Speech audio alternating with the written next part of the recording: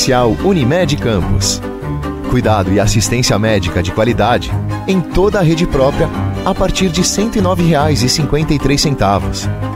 Invista em saúde e bem-estar para você, sua equipe e sua família. Essencial é cuidar de você. Saiba mais pelo WhatsApp 2720-0661. Unimed Campos. Pode contar.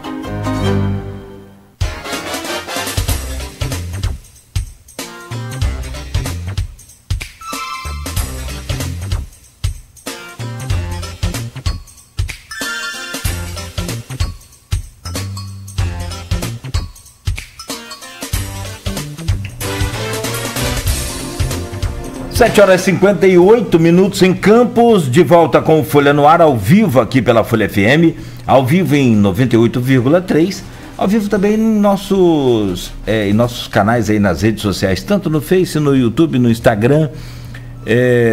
Você participa e interage com a gente aqui pelo Face, também no YouTube. Esse programa vai estar disponível daqui a pouco em podcast e logo mais teremos reprise também na Plena TV. Tem um detalhe, amanhã, né, Luiz, o programa, a entrevista, ou parte dela, né, vai estar também no jornal impresso, Folha da Manhã, e também no portal Folha 1. É o que a gente chama de, ou que o mundo chama de omnichannel, né, com vários canais. Então a gente tá no fio aí, tá na fita. Tempo bom agora em Campos com 20 graus, máxima para hoje de 28, a mínima de 18 graus. No programa de hoje, que tem o oferecimento de Proteus, Unimed Campos, Laboratório Plínio Bacelar e Vacina Plínio Bacelar, estamos recebendo, na bancada com a Luiz Abreu Barbosa e com o Edmundo, estamos recebendo a Madeleine Deichmann, delegada de Polícia Civil e pré-candidata a prefeita de Campos, eleição que falta aí menos de 4 meses. Luiz, você deixou um fio aí, já deixou um gancho, uma pergunta. Fio é um termo utilizado nas redes sociais, principalmente aqui em Campos não tem muito popularidade, é o X, né? Que é o antigo Twitter. Segue o fio, que aí a pessoa vai lá para acompanhar. Enfim, eu na modernidade aqui, para não dizer que eu tô velho, vou seguindo, pelo menos nas palavras, né? E aí, Luiz, eu peço a você para seguir o fio, por favor, então. Não, Madeleine bateu no final, na última resposta dela, bateu na questão que é a questão do orçamento de Campos, quanto vai para custeio e quanto vai para investimento. E como eu disse aqui, é uma questão que não é de hoje. O economista, né, professor da UEF, Machado, bate com números, né? Ele fala disso pelo menos semestralmente, né? Ou talvez até em período menor. E muito lastrado em número, é um técnico, né? É apolítico. E eu lembrei, não foi Madeleine que falou, por óbvio. Quem falou aqui nessa bancada, quando era pré-candidato em 2020, foi o Gilson Barcelos. Ele chegou a anunciar aqui que poderia ser candidato, e depois, nesse mesmo programa, ele disse que estava desistindo.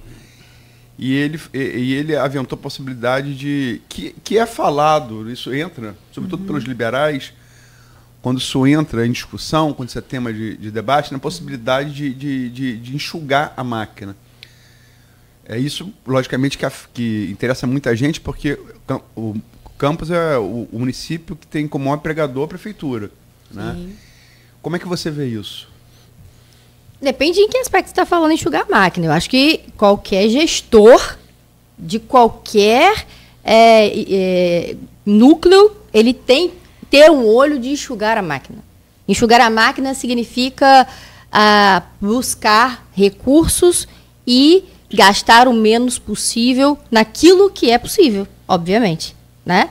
E eu penso que existem meios, agora só retomando a minha fala, né, no final, que nós trouxemos essa discussão a partir da LDO, né, do orçamento que foi estipulado para o ano que vem. Então, a gente tem aí, sob perspectiva ainda em votação, 2.800.000, 1 bilhão e 100 só com custeio de pessoal, e não dá para mexer. Isso aí não dá para mexer. Tem que estar ali, o custeio de pessoal está ali, você tem que destinar. Nós temos 150 milhões que seriam destinados a priori para o investimento e todo o restante, aparente meio, obviamente que com todas as suas avenidas respectivas, você tem o custeio, que é o gasto público, né? Esse gasto público, ele está ali. Como é que você tem que fazer? Criar estratégias para que a gente possa ter um menor gasto. Por exemplo, e eu tive a felicidade, né, esta semana, quem me acompanha nas minhas redes sociais, eu tive uma visita, por exemplo, no IFE, no Polo Tecnológico, em que existem várias tecnologias capazes de nos fazer gastar menos água e luz. Tecnologias simples e fácil. Então, vejamos vocês. Hoje você tem aí como robotizar e evitar, por exemplo, detectar de plano quando há vazamento nos órgãos públicos. Facílimo, com custo diminuto. Isso é inteligência, inovação. Se você pensar hoje que nós temos que avançar para um outro tipo de energia, pensar que hoje as escolas e os hospitais podem ser abastecidos com energia elétrica, né? Na verdade, a energia fotovoltaica, pensar que essas placas, por exemplo, podem ser colocadas em lugares que são disponíveis já para a prefeitura e que estão sem utilização. Você faz isso, e por isso que eu estou falando, a tecnologia, a inovação vai ajudar com que você diminua esse custo, que ele já está ali. Não tem como você não gastar com aquilo, mas tem como você tentar minimizar aquilo que já se estabeleceu em anos. E, obviamente, vai ter que buscar. Outra forma é porque o dinheiro ele passa na nossa frente e, muitas vezes, os projetos as verbas não são aproveitadas por falta de conhecimento, maturidade, por exemplo, digital. Hoje, você trabalhar, tem a questão do ICMS verde, que você pode buscar alternativas, ganhar emendas, ganhar estruturas e propostas econômicas governamentais que não acontecem por falta de projetos nessas áreas e por falta de conhecimento. Então, se nós não tivermos a capacidade de abrir a nossa mente, de ver o que está acontecendo de novo e trabalhar dentro daquilo que a gente já tem, nós não vamos avançar. Vamos ficar no que a gente tem visto. Essa é uma máxima que se usa aí no gestão. As mesmas ações geram os mesmos resultados. E se nós queremos resultados diferentes para Campos, Cláudio, nós temos que fazer ações diferentes. É nisso que eu penso. É nesse viés, desburocratizar. E aí você pensar na geração de empregos, e eu vou responder agora aquilo que você me perguntou, para não fugir da sua pergunta. Hoje, sim, a prefeitura é o maior empregador da cidade e não tem cabimento isso. A cidade precisa se tornar independente. A cidade precisa gerar empregos. Nós precisamos buscar indústrias, né, para fomentar os empregos. O comércio hoje está agonizando. Hoje a gente tem menos pessoas empregadas no comércio do que na prefeitura. E aí a gente pensa que a questão do petróleo, ela tem um tempo curto, né? Ele é finito. E aí o que vai acontecer? Se porventura esse recurso parar de chegar ao nosso município, nós vamos morrer de fome. Então nós temos que ter outra saída, nós temos que pensar paralelamente em outras possibilidades. E se você continuar tendo as mesmas ações, você, repetindo aqui, vai ter o mesmo atraso desses 30 ou 40 anos que nós temos aqui nessa cidade.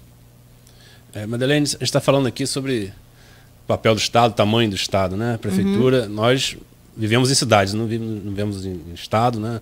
Nem no país. A gente vive nas cidades e o orçamento municipal, como você está falando, é essencial para isso. O tamanho do Estado, o tamanho da máquina pública, como gastar, onde gastar, prioridades, né? Tecnologia, dependência de royalties, que a gente, infelizmente, a cidade vem trazendo isso. Né? Mas o Estado tem papel fundamental em algumas questões, inclusive segurança pública. Né? Perfeitamente. E você é uma especialista no tema, tem muita vivência em relação a isso. E eu gostaria de ouvir você em relação à violência da mulher, a violência contra a mulher e a violência em si, segurança pública em si, em Campos. Você chefiou delegacias, né?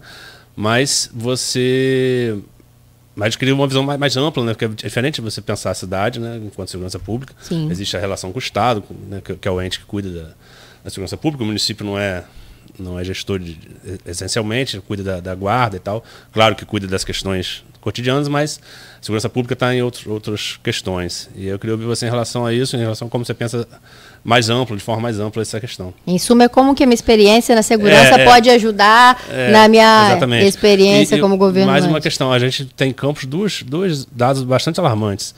Talvez por grande atuação das delegacias de proteção à mulher, mas também é alarmante de qualquer jeito, que é os números em relação à violência à mulher, a gente vê isso muito, e os números de pobreza, de extrema pobreza, né?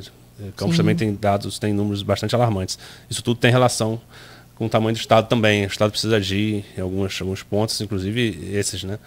Então, enfim, só pontuar isso aí. Bom, é importante essa pergunta, porque de onde eu saio, né, vai balizar para onde eu vou.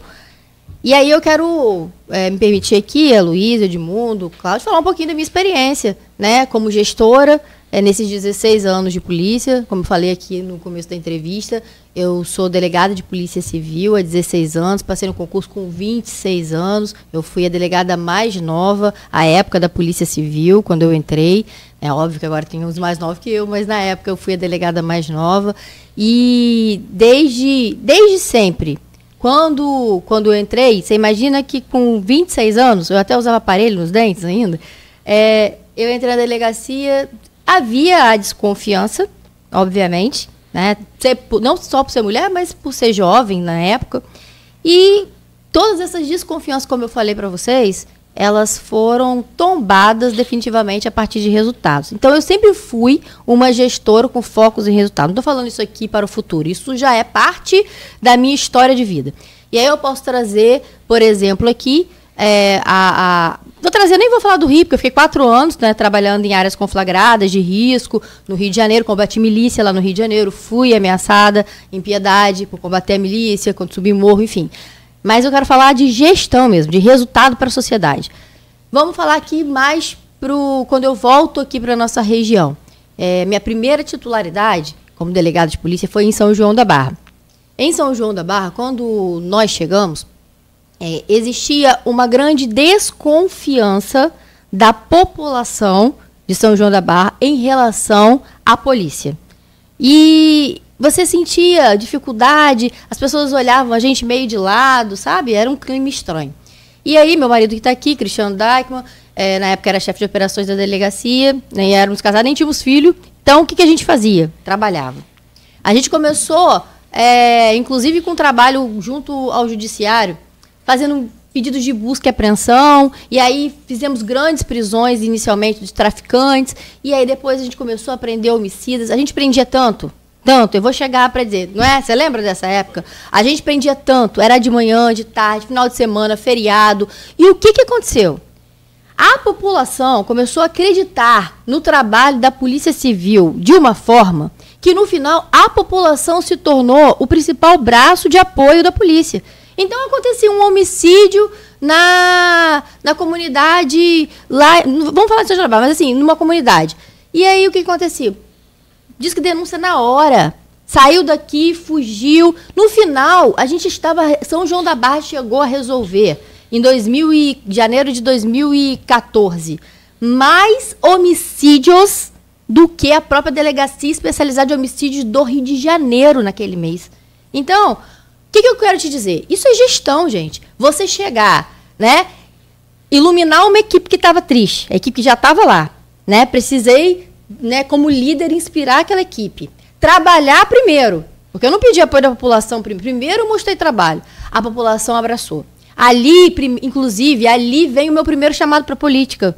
Né? Porque, a partir do caso, inclusive hoje é importante ressaltar, né, a gente está falando aqui do Dia Nacional da Liberdade de Imprensa, falar da morte do jornalista Renato Machado, que foi hoje, acho que foi o principal grande caso que eu trabalhei como delegada titular, ali uma resolução de um caso difícil, um caso que envolveu inclusive a imprensa internacional, porque havia a possibilidade de ter sido um crime de imprensa, porque ele era jornalista, né, havia a possibilidade de ter sido um crime eleitoral, radialista. Então, é importante destacar isso hoje. Então, com 2 meses, nós conseguimos elucidar todo o crime e prender todos os 3 que estavam envolvidos naquela investigação. A população ali acordou. Nós temos uma liderança aqui que faz as coisas acontecerem. Ao final desse tempo de muito trabalho entregue, o que aconteceu em São João da Barra? Por aclamação popular, as pessoas começaram a me chamar para política naquela época. Não sei se na época foi Arnaldo, trabalhava aqui na Folha, colocou uma nota de que a população gostaria que eu me tornasse pré-candidata a prefeita daquela cidade. E aí eu falei, não, aquele não é o momento, não quero, naquele momento não fazia sentido para mim a política. Então foi meu primeiro ali chamado, como eu costumo dizer, para a política. Então a gestão fez o resultado aparecer e a população abraçar.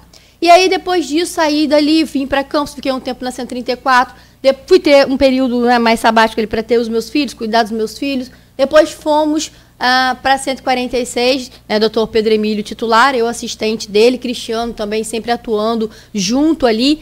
Nós conseguimos, naquela época, fazer as maiores apreensões de drogas, né, combater, fazer grandes missões, grandes operações para prender pessoas fora da lei, traficantes, notadamente homicidas, e mais. E aí eu vou falar de gestão, quero falar de resultado. O que aconteceu? Na época, todo mundo sabe que a delegacia de Guarulhos era considerada a pior delegacia do estado do Rio de Janeiro. Isso foi dito aqui, foi matéria veiculada na imprensa, tinha rato, né? As pessoas não tinham salubridade para trabalhar naquela delegacia. O que aconteceu? Né? Nessa época estávamos lá, eu, Pedro, Cristiano, que também foi o grande executor disso, com uma doação do Ministério Público do Trabalho de R$300 mil. E aí, mais uma vez, você fez, entregou à população, abraçou, acreditou naquele projeto. Empresários, né, numa parceria público-privada, vieram, apoiaram. Na época, houve vários esforços e hoje, um investimento de R$300 mil, a delegacia de Guarulhos, a obra é orçada, avaliada em R$2 milhões. Ou seja, com pouco se fez muito. Qual o nome disso, gente? É gestão pública. E aí eu saio desse exemplo e vou para o exemplo da DEAN.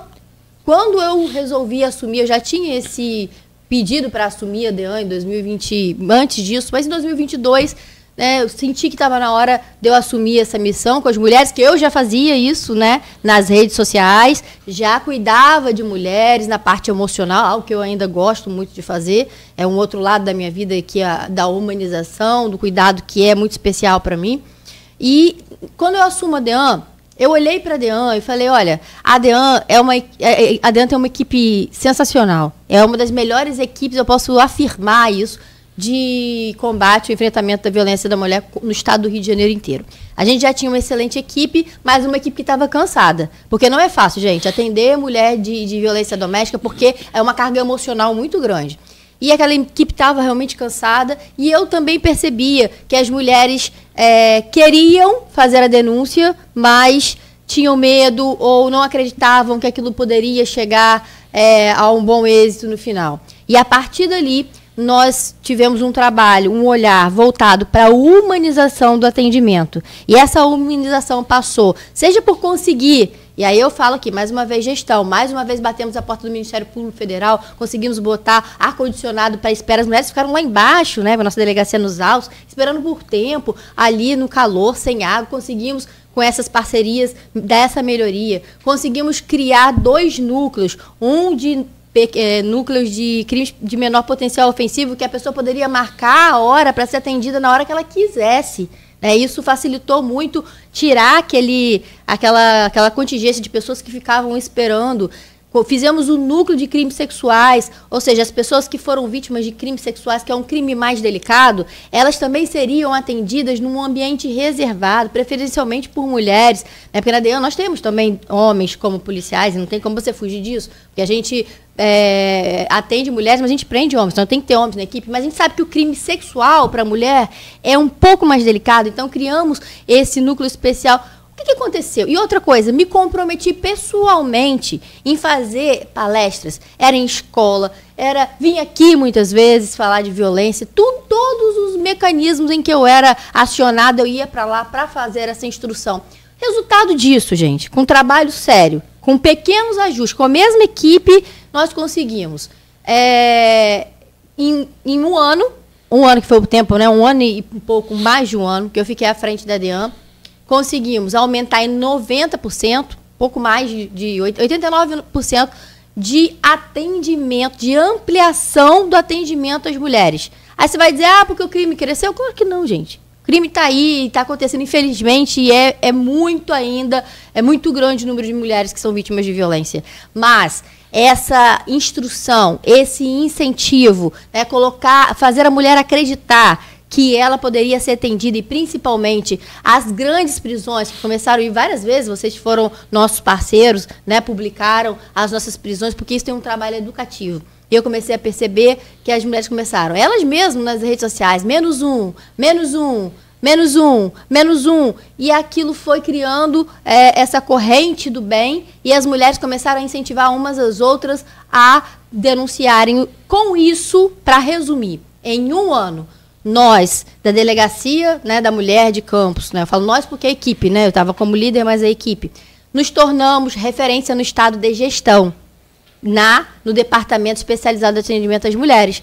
Nós nos tornamos primeiro lugar na produção investigativa. O que é isso? Na entrega de investigações concluídas. E primeiro lugar no número de prisão de agressores no estado do Rio de Janeiro.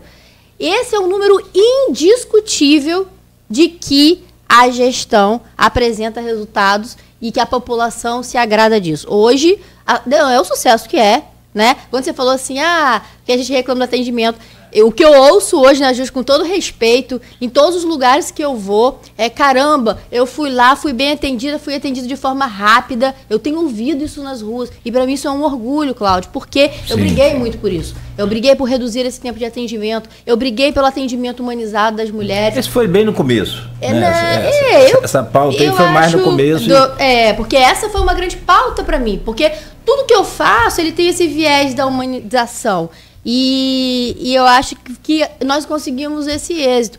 Então, o que eu vou fazer, né, respondendo a sua pergunta? Como que eu vou trazer a minha experiência da Polícia Civil para a gestão, né, de um município?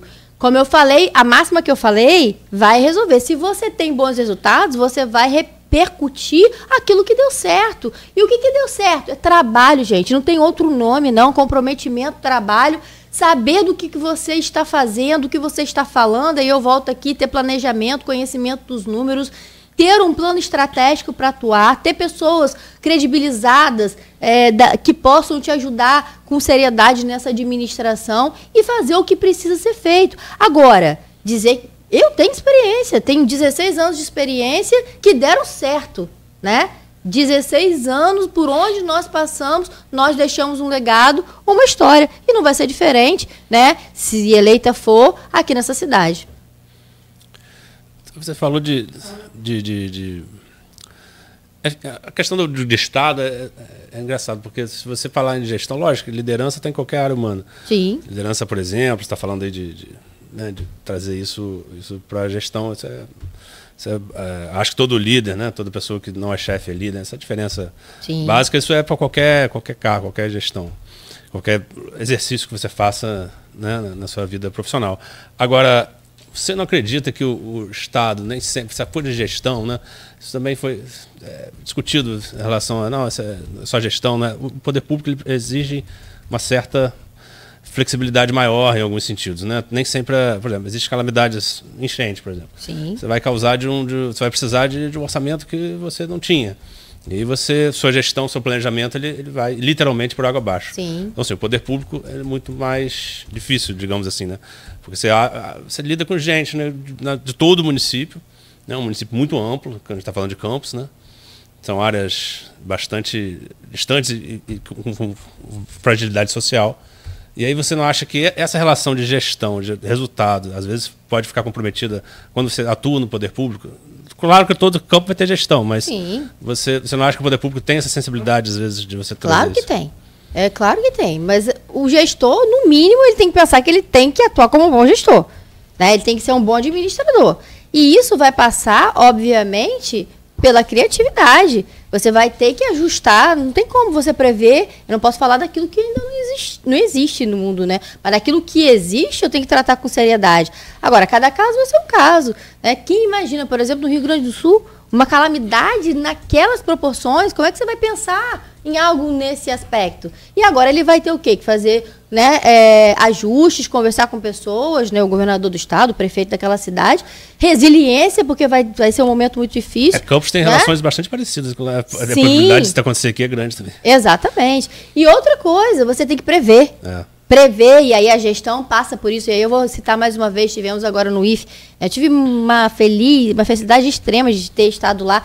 Outro planejamento simples, existe um aparelho que mede, né, simples, gente, de fazer, que mede toda a possibilidade, né, de rastreio desses abalos sísmicos. Coisa fácil de fazer. E a gente pode evitar grandes catástrofes como essa, né? Se você ficar voltado para fazer só aquilo, não abrir seus horizontes, não conversar com as pessoas, você não vai entender que existem essas possibilidades. Perfeito. Bom, Madeleine, são 8h23. Mais uma pausazinha, essa é mais rápida, o cafezinho menor. Mas a gente pede para só o pessoal que está nos acompanhando, continue ligado, continue aqui seguindo a gente pelas redes sociais. A gente faz essa pausa, volta a seguir, né? Tem várias perguntas aqui, tem perguntas no streaming do Face, tem da Arlete Sandra e tem, claro, a pauta também, que é esse apoio dos Bacelar. Sim. E uma projeção sua, as eleições aí para 2024. Daqui a pouco, né? Menos de 4 meses agora, né, Luiz? 3 meses, 29 dias. Opa! Agora a gente conta, eu conto pro domingo. Então, eu tenho quantos domingos pela frente? É? Até pouco tempo eu tinha 20 domingos, mas agora já diminuiu boa. bastante. Dizer assim, eu tenho 15 domingos. 3 meses na contagem de 30 dias, que tem 31 no meio aí, junho. Dá 4 vezes 3. Dá 119 dias. Mais um. Mas dia parece muito. Se você contar pro domingo, você fala, caramba, só tenho 15 domingos, vamos correr. 15 do. Boa! Pro candidato pra gente aqui, ó, 119 eleição dias. Domingo, né?